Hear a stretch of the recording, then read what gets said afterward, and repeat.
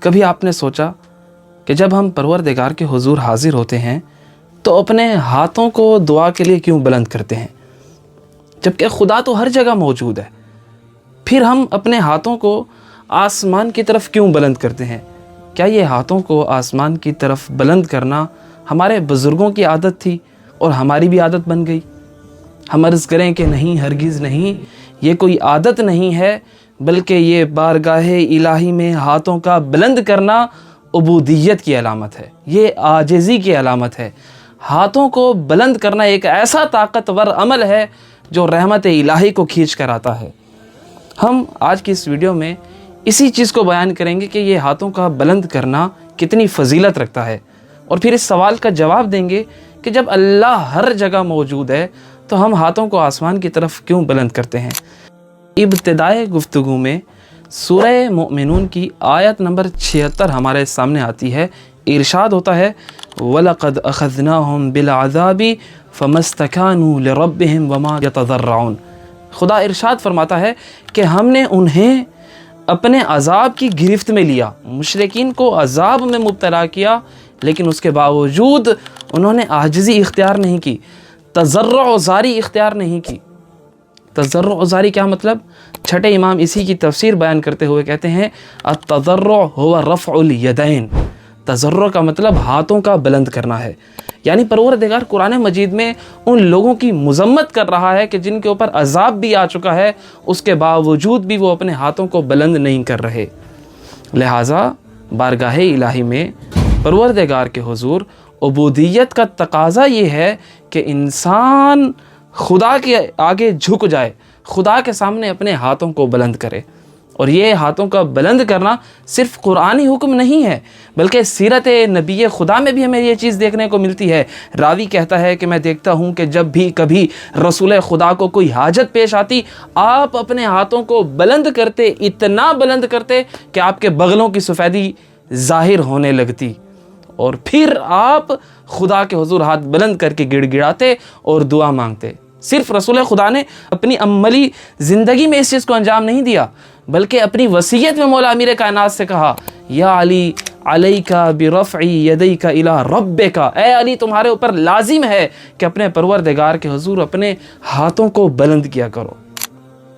میں عرض کروں کہ یہ ہاتھوں کو بلند کرنا صرف حکم نہیں ہے، بلکہ رسول خدا نے اس کے فوائد بھی بیان کیے کہ اگر تم ہاتھوں کو بلند کر کے دعا مانگو گے تو پھر تمہاری دعا بڑے جلدی قبول ہوگی۔ فرمایا من رفع یدیہ الی اللہ وَيَقُولُ مُتَضَرِّعًا یا ربی یا ربی یا ربی ملا اللہ یدیہ من الرحمہ۔ رسول خدا فرماتے ہیں کہ جو بندہ اپنے ہاتھوں کو بلند کر کے دعا مانگتا ہے، اپنے ہاتھوں کو بلند کرتا ہے اور بڑے خشوع و خضوع کے ساتھ 3 مرتبہ کہتا ہے یا رب یا رب یا رب، تو اللہ تعالیٰ پھر اس بندے کے ہاتھوں کو رحمت الہی سے بھر دیتا ہے۔ اور پھر ایک مقام پہ فرمایا ان اللہ جواد کریم، پروردگار بڑا سخی ہے، جواد ہے، کریم ہے، لہذا فَإِذَا رَفَعَ أَحَدُكُمْ يَدَيْهِ، اگر تم میں سے کوئی بندہ اپنے ہاتھوں کو بلند کرتا ہے تو خدا فرماتا ہے مجھے حیا آتی ہے کہ میں ان ہاتھوں کو خالی پلٹا دوں۔ یہ فائدہ ہے ہاتھوں کو بلند کرنے کا کہ جس کی بدولت انسان کے ہاتھ رحمت الہی سے بھر دیے جاتے ہیں۔ لیکن جب ہم یہ چیز بیان کرتے ہیں تو سامنے والا بندہ یہ سوال کرنے لگتا ہے کہ جب اللہ ہر جگہ موجود ہے تو ہم اپنے ہاتھوں کو آسمان کی طرف ہی کیوں بلند کریں؟ میں عرض کروں کہ یہی سوال زندیق نے چھٹے امام جعفر صادق علیہ السلام سے بھی کیا تھا۔ اس نے آ کر مولا سے کہا تھا مل فرق بین ان ترفعوا ایدیکم الی السماء وبین ان تخفضوها نحو الارض۔ چھٹے امام سے کہنے لگا کیا فرق ہے کہ آپ اپنے ہاتھوں کو آسمان کی طرف بلند کر کے دعا مانگیں یا اپنے ہاتھوں کو کھلا چھوڑ دیں زمین کی طرف اور پھر دعا مانگیں؟ چھٹے امام علیہ السلام نے فرمایا ذالک فی علمہ و احاطتہ و قدرتہ سوا ولکنہ امر عبادہ و اولیاءہ برفع ایدیہم الی السماء نحو العرش لانہ جعلہ معدن الرزق۔ امام فرماتے ہیں کہ اللہ کے احاطے میں، قدرت میں، علم میں سب کچھ برابر ہے کہ چاہے آپ ہاتھوں کو بلند کر کے دعا مانگیں یا چاہے آپ ہاتھوں کو کھلا چھوڑ کر دعا مانگیں، لیکن یہ ایک حکم پروردگار ہے۔